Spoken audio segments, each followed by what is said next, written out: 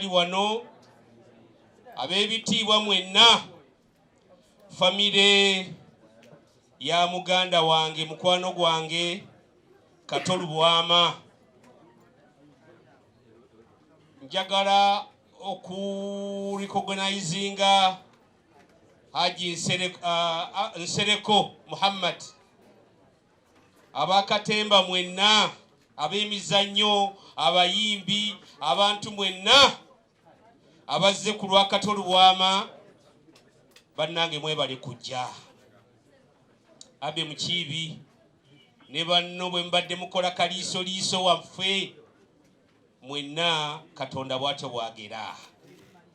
Ebigambo bya Kato Lubwama tetuyinza kubyogera ntubimalayo wabula buli omuggumya munne ng'enjogero lwaliro bwekola ki naye abantu ba Kato Lubwama famire tubasabira Katonda abagumye. Ewaffe eno mu Busiraamu bw'olabanga ku nkomerero ng'abantu boogera bulungi ku mugenzi n'ekifaananyi kye mulabye mugumiranga ku ekyo ekifaananyi nti muganda waffe abantu bamwagadde. Kato Lubwama ono bannange lwaki ffenna tuweddeyo buli omu yandiyagadde afaane Kato Lubwama ono naye si kyangu tekifunika.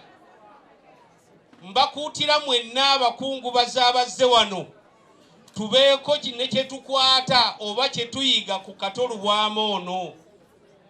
Ffe waffe mu Busiraamu batugamba nti omufu bw'abeera awo mu ddiiro nga Kato Lubwama bw'ali wano mu keesi aba ategeera era aba awulira buli ekyogerwa naye nga tasobola kwogera nti gundi nkulabye oba gundi nkulabye. Kato Lubwama twagala okwebaza mu keesi awo wooli webale kubeera musajja muntu mulamu.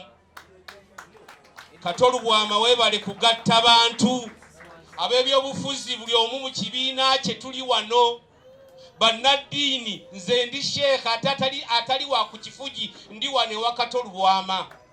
Singa si musajja wa buvunaanyizibwa twandibadde tutukola ki naye ffenna Kato Lubwama tukutteko. Bw'ogenda mu muzikiti olwaleero olunaku lwajjo kutuba zonna zaabadde zoogera Kato Lubwama. Bw'ogenda mu makyaki olw'Essande Kato Lubwama. Bw'ogenda awe batekuŋŋanyiza abantu basatu Kato Lubwama. Buli omu yandiyagadde okufuna ekifaananyi ekyo. Katukusabire Katonda akusaasire. Njagala okwebaza Kato Lubwama nina kyendabye wano. Mmwe abalowooza nti okusoma kulina kye kwongera ennyo ku muntu n'okwemanya kifu. Kato Lubwama mubadde mugamba nti yasoma naye muwulidde abaana bafuwa Oluzungu. Boogedde Olungereza ffenna ne tuggwamu naye Kato Lubwama webale kusomesa baana. Kyakulabirako gye tuli bannange nti gwe okusoma bwe kubanga kutono bakuganye abaana bakole ki? Abaana basome. Njagala kumaliriza n'ebigambo bino bibiri nti abange gwali awo buli omu koona ku munno mubuuze oyinayo omuntu mukwano gwajja okukobererawo mu mbeera ng'eno. Buuza oyinawo Pastor Bujingo oyinawo mukwano gwo ng'oggyeko makula oyina okugenda wallahi naye n'agenda. Mu butuufu Muhammad tubadde tubalaba n'omusajja ono era kyova olaba n'essaawa esembayo ng'ali mu ddiiro wali asala buddansi bwe buli omu akantu ke yeewuunya asala ddansi mwabadde mwenna mu kaseera akasembayo. Tusaba Katonda akusaasire nga bwe weewaddeyo okubeera omutwe obutava mu Kato Lubwama. Omuntu bw'omala okufa abe mukiibi bw'ofa ng'abantu bakwerabira temwerabira Kato Lubwama. Abantu mmwe abakatemba abayimbi temwerabira Kato Lubwama. Abe mukiibi obadde okaaba amaziga nga tukulaba. Segawa ndagire mubeererewo Kato Lubwama mbulamu n'embufu. Kyova olaba ffe tusituse ne tujja tubeererewo Kato Lubwama kye tusobola. Genda otuule Haji njagadde okwebaza ensonga eyo. Weebale nnyo weebalire ddala. Njagala kumaliriza bigambo byange nti Kato Lubwama ono mu butuufu nange abadde mukwano gwange nga buli omu abadde mukwano gwammwe. Era ennaku 3 emabega ndowooza alyoka afe yabadde ku kyalo ewaffe saabaddeyo. Naye bwe yatuuse ku kyalo yabuuziza nti Seeka Guggwa aliwa? Omanyi nange ninamu Katemba ng'olulwe. Ebigambo ebyange bibadde bimunyumira nga nange ebibye bigira ki? Era emabega kaawo twayogerako ku ssimu ne mugamba nti naye wakuba obulango naye wakuba akalango ka CBS. Owange gwe omusajja atunda leediyo. Osobola okugyamu leediyo zonna n'olekamu CBS n'osalirako akakalango. Nakamugamba nti owange wakuba akalango ako. Abadde musajja nga ali obulamu, abayi muli obulamu muve mu kwekozaakozamu. Katonda akuwadde ssente n'ekyennyanja ne kikulema okulya. Katono takyasobola kirya. Pastor Bugingo ze ebigambo by'omulira abantu byebyo byogera ayagala akkiriza tayagala agaane. Abantu oyinza basatuza bonna. Naye gwe Katonda n'akuwa ssente n'osigala nga bwerumya. Omusajja abadde awuuta ekyennyanja kye ekyo nno nakyo nga kimufumisa. Kati gwe bw'otookiryanya nakikuliira. Mulye ssente zammwe muve mu kwekoza nze mbagamba bulijjo. Katonda baba akuwadde ssente zimba ennyumba esinga nene ya Kato Lubwama. Mubadde mumulabireyo naye amaka ge mugalabye. Emikwano gya Kato Lubwama mugirabye. N'olw'ensonga eyo muleme kwekoza ate mwagalize bannammwe. Deputy Speaker ayogedde wano temukola ki? Wallahi temwagaliza. Naddala mu Abaganda mu nsonyiwe ndi musajja Muganda ndirangabi naye temwagaliza. Buli lwolaba akuzeemu n'omwogerera, lwolaba ayiseemu n'omwogerera. Abange twagalane. Obulamu buno tububalamu akaseera ki? Ekyawandiikibwa kigamba nti omuntu azaalibwa omukazi akola ki? Muganda wange meya si bwe kiri. N'olw'ensonga eyo meya weeyagale va mu kwekoza. Ekyo ekifo ky'olimu fuba olye eno eggwanga lyakulya naye bw'onoddaawo ojja kuva mu nsi nga tolina ky'ofunyeemu. Nze mbagamba buli omu ali waali akole ki? Tubadde twogera ne Kato Lubwama ono nga bakampa obwambasada abali ku social media mbadde mbiraba. Omuntu eyasooka okujja mu ofiisi yange ku Foreign Affairs si mukadde wange meya amwa His Excellency now. Obadde tonnaba kukimanya but I'm His Excellency now. I'm a Deputy Ambassador Saudi Arabia, Kuwait, Bahrain, Oman, Qatar.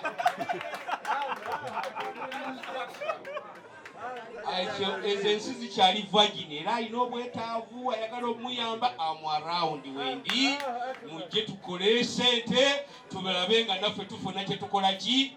Omusajja yampadde kulya bannange sikusaaga. Njagala kumaliriza ebigambo byange. Pastor Bugingo webale kubeererawo omusajja ono. Nkwagala. Oli mukwano gwange era nawe obutambi obumu tera okuwulira ng'onkoonako. Bamuntuusaako nti omusajja we yakwogeddeko bw'ati. Ssebo webale nnyo buwulirira eggwanga eyogera amazima ono ge mazima g'abadde ayogera. Ewaffe mu Qur'ani bagamba kulil haqq walau kana murra. Yogera amazima newandibadde gakola ki? Abe mukiibi Katonda abagumye ndagire kati bagumye era mugumye family Ssaabasajja Kabaka awangaale.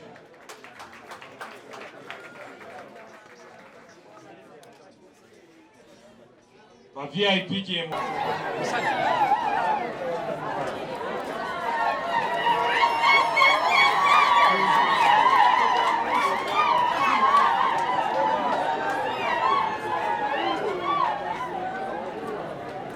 Waliyo bannabbi bange n'abatume bange. Omugagga n'amugamba nti abo babalabula buli lunaku naye tebawulira. Nange obutatwala budde bammwe bungi bakubiriza okulokoka, bakubiriza okudda eri Katonda, bakubiriza okwagala Mukama. Olwaleero Uncle Kato taliwo, enkyali bamulala byali bamulala. Yesu lyekkubo n'amazima n'obulamu. Manyidde ddala nti ebigambo bino tebinyuma naye Uncle Kato asirise Yesu yandiyagadde ndabule abantu be nti Yesu lyekkubo n'amazima n'obulamu. n'ebigambo ebyo kanisa yaffe tetuli bulungi nnyo naffe tuzimba naye tujja kwa miliyoni emu okuyambako mu kuziika.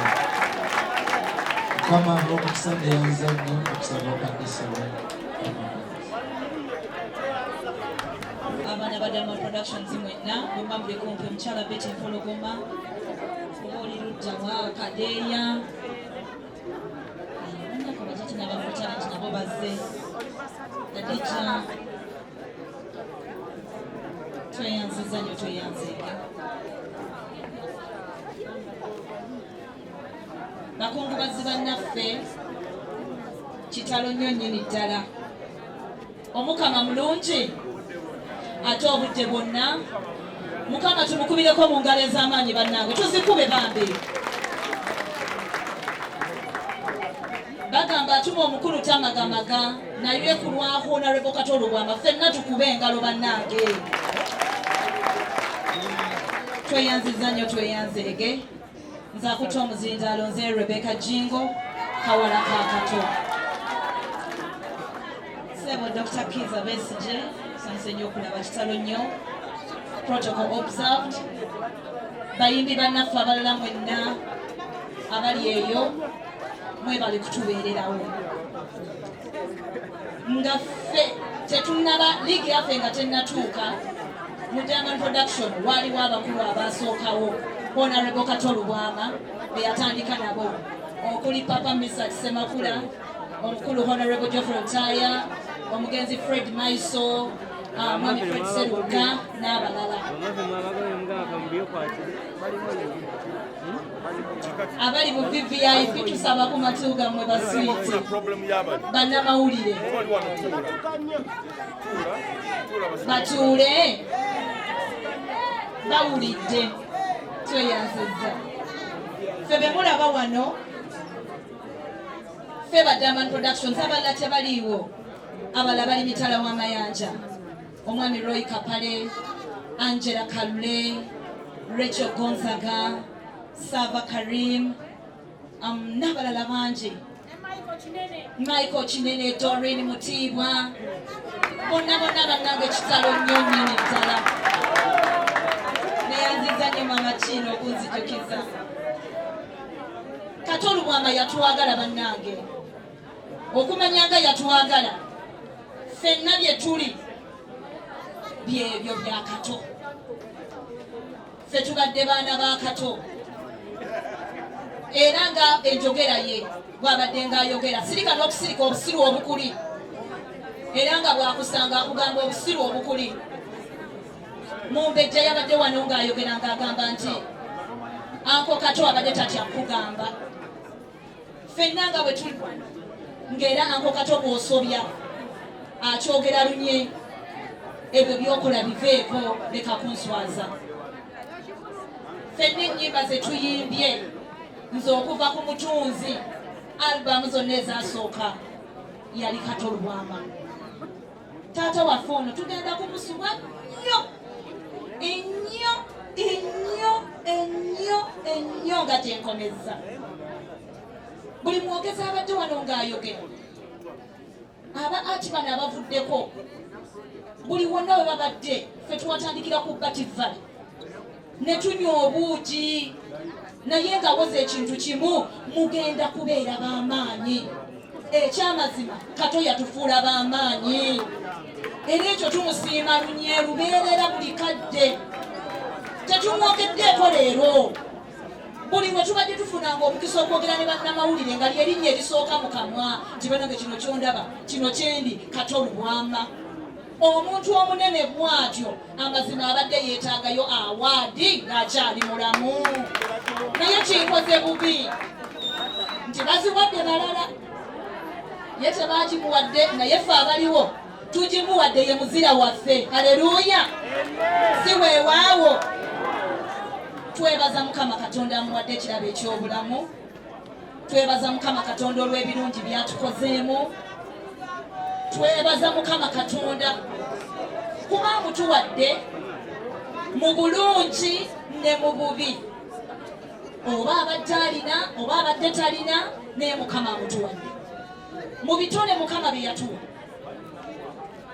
mu bulamu bwange nenyumiriza nnyo mu kayimba kano katono nnyo tewali bunsi buno bulongofu kuwanga ffenna twayolona wabula Kristo eyatulongoza n'omusaayi gwe omulokozi mulabe mu musaayi ogunaza mwe buli kibi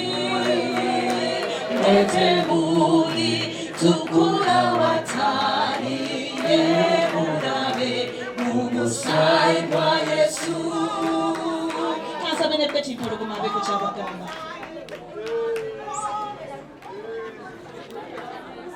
nange okaba bulungi amanya zepeti mpologoma twebaza nnyo Katonda olunaku lwaleero twebaza Mukama olw'obulamu bwawadde Katonda ebitiibwa ssaawa ekitiibwa Dr. Sheikh ebitiibwa bonna abali wano mwebale nnyo mwebale ddala twagala anange Dr. Musa Esiem ne mwena bonna bananga ba Ebonzi mwebale nnyo nze Betty Mpologoma okufuna Kato nasookera mu Ebonzi mu Ebonzi gye nasookera nenzijja nenfuna Kato gange ne Dr. Tikasiwe bannange nze Kato hero wange erinnya lino lye nnina abawagizi bange mwojagadde nnyo nsaba bannange twekubeereko mu ngalo Mpologoma mwompagidde nnyo naye ng'amaanyi Kato Lubwama